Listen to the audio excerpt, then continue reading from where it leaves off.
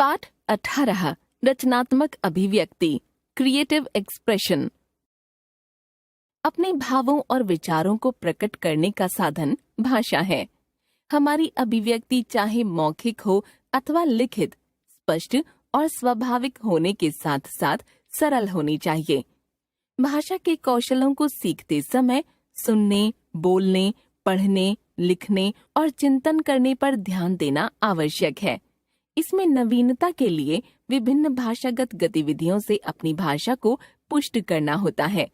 इसके लिए विद्यार्थी को अपनी लिखित अभिव्यक्ति के साथ साथ मौखिक अभिव्यक्ति की ओर भी ध्यान देना चाहिए।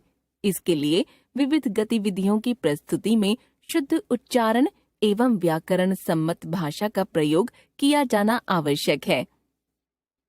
मौखिक अभिव्यक्ति ओरल एक्सप्रेशन।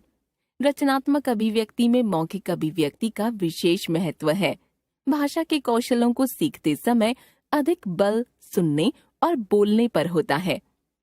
परीक्षा में विविध प्रतियोगिताओं आदि में स्वयं को सिद्ध करने के लिए मौखिक अभिव्यक्ति का महत्वपूर्ण स्थान है।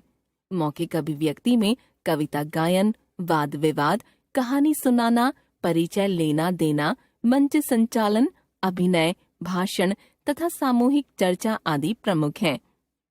इसके लिए विद्यार्थी को यह भी समझना चाहिए कि उसे किन बिंदुओं पर आंका जाएगा।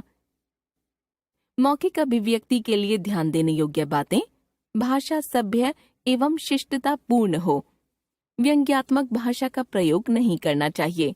दूसरे व्यक्ति से संबंध एवं स्तर का ध्यान देना चाहिए। हास परिहास की सीमा सदैव निश्चित करनी चाहिए, उसका उल्लंघन नहीं करना चाहिए। कविता पाठ पोयम रेसिटेशन। छात्रों में आत्मविश्वास बढ़ाने के लिए कविता पाठ एक उपयोगी विधा है। इसके लिए छात्रों का मूल्यांकन भी किया जाना चाहिए। कविता पाठ करते समय ध्यान देने योग्य बातें: कविता कंठस्थ होनी चाहिए। विषय के अनुकूल आरोह अवरोह होना चाहिए। यथा देशभक्ति की कविता में ओज एवं उत्साह दृष्टिगोचर हो। प्राकृतिक सौंदर्य वाली कविताएं भाव विभोर होकर सुनानी चाहिए। अभिनय एक्टिंग। छात्रों में भाषा वृद्धि के लिए तथा आत्मविश्वास उत्पन्न करने के लिए अन्यतम कड़ी है अभिनय या भूमिका निर्वहन। Role play. छोटे छोटे संवादों वाले नाटक, मंच सज्जा, वेशभूषा आदि इसके अंतर्गत आते हैं। भूमिका निर्वहन करते समय ध्यान देने योग्य बातें: छात्र किसी पाठ विशेष या कहानी आदि को नाटक रूप में प्रस्तुत करें। भाषा सरल, सहज और भावानुकूल हो। विचारों का क्रमबद्ध आदान प्रदान हो। वाद विवाद प्रतियोगिता डिबेट कंपटीशन। किसी विशेष विषय के पक्ष और विपक्ष में अपने विचारों को प्रस्तुत करना भी महत्वपूर्ण है। वाद विवाद प्रतियोगिता के लिए ध्यान देने योग्य बातें: अपने विचार सरल एवं स्पष्ट भाषा में प्रस्तुत करें। विपक्ष की बात का विरोध करने के लिए भी शिष्टाचार का ध्यान रखना आवश्यक है। तर्क वितर्क को भली भांति समझने का सामर्थ्य होना चाहिए। लिखित अभिव्यक्ति रिटन एक्सप्रेशन। भाषा का द्वितीय रूप लिखित भाषा है। लिखित अभिव्यक्ति के अंतर्गत चित्र वर्णन, कहानी लेखन, विज्ञापन रचना, अनुच्छेद लेखन, निबंध लेखन आदि के माध्यम से छात्रों को लेखन कला में सशक्त बनाया जाता है।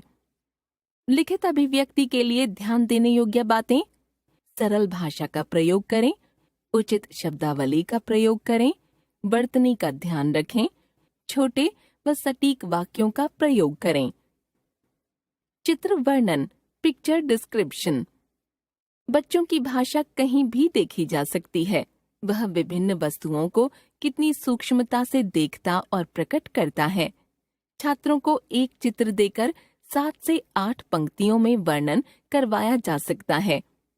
यह मौखिक भी हो सकता है और लिखित भी। चित्र वर्णन के लिए मुख्य बातें: चित्र को ध्यानपूर्वक देखना चाहिए। चित्र की घटनाओं, वस्तुओं तथा पात्रों पर ध्यान देना चाहिए तथा उनको मन मस्तिष्क में बिठाना चाहिए। इससे चित्र वर्णन में मदद मिलती है। चित्र वर्णन करते समय अपनी कल्पना शक्ति तथा सृजनात्मक क्षमता का उपयोग करना चाहिए।